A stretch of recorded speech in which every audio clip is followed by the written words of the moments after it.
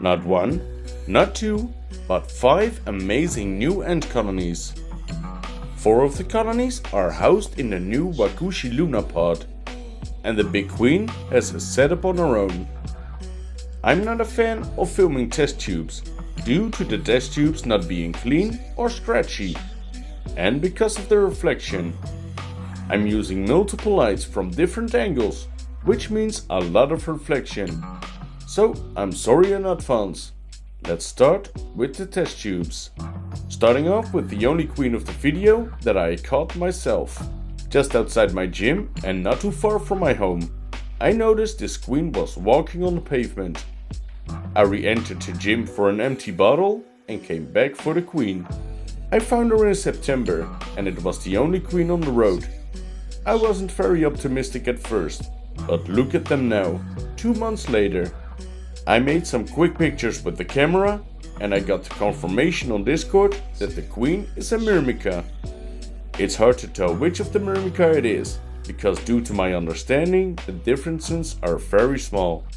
The colony is housed in one of the Wakushi Luna pods and is doing great. They have brood in all stages and seem to progress very well. I haven't been lucky with both of the colonies I had before, but third time is the charm, right? Let's continue with the second queen. This beautiful single queen is called Myrmecocystus mimicus, also known as the honeypot ant. To my understanding, this queen is fully claustral, but usually found with multiple queens, when afterwards the weaker queens are being killed. This is why feeding is advised, and I have also given the queen a Wakushi Luna pod. The queen comes from the ant merchant and was not suitable for selling. He offered me the queen as a gift and the opportunity to try and get her going. These ants produce so-called repletes. These repletes are massive food storages and become so big that they can hardly walk and just hang from the ceiling to provide their colony their nutrition. I'm hoping this queen will ever come to that stage. As you can tell, she has some problems to get going.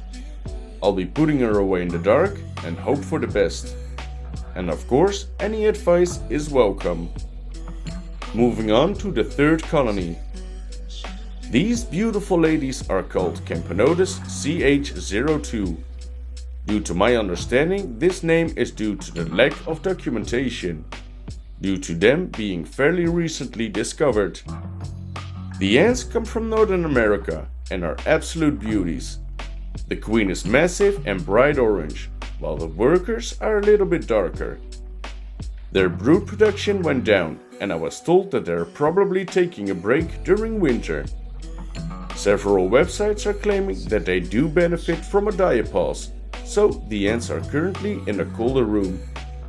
I'm really curious after their diapause how their majors will turn out to be. And of course I will be doing an update when that time arrives. I believe that like Ligniperda, these are slow starters, but I'm sure it's absolutely worth the wait.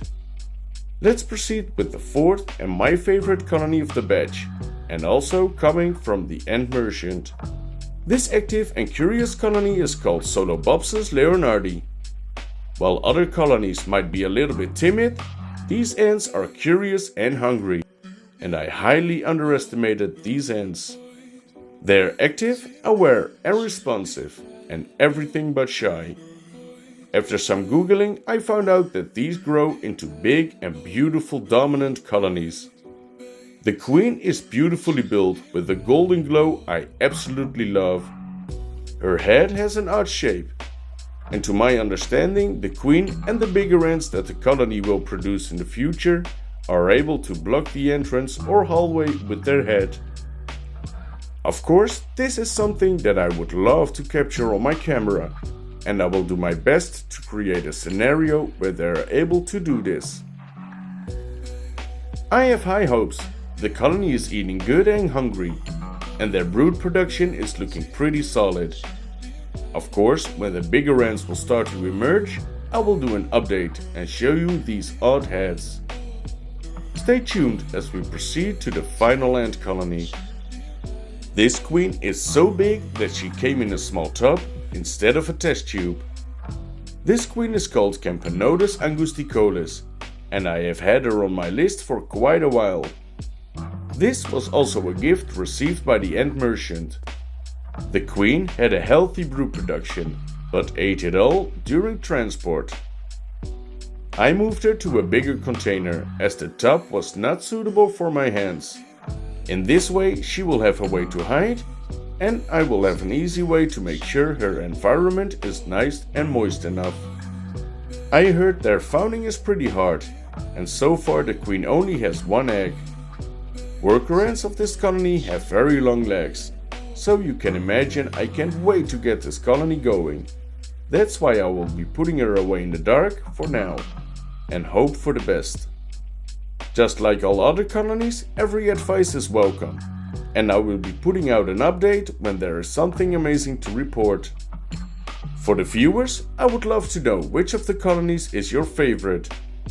And if you paid attention, you would know my favorite of this batch. And for the end merchant, I would like to thank you for the trust in these amazing colonies, and I will do my best to grow them big and strong. If it's not too big of a problem, I would highly appreciate a like and a comment. I hope to see you again in 2 weeks. Bye bye.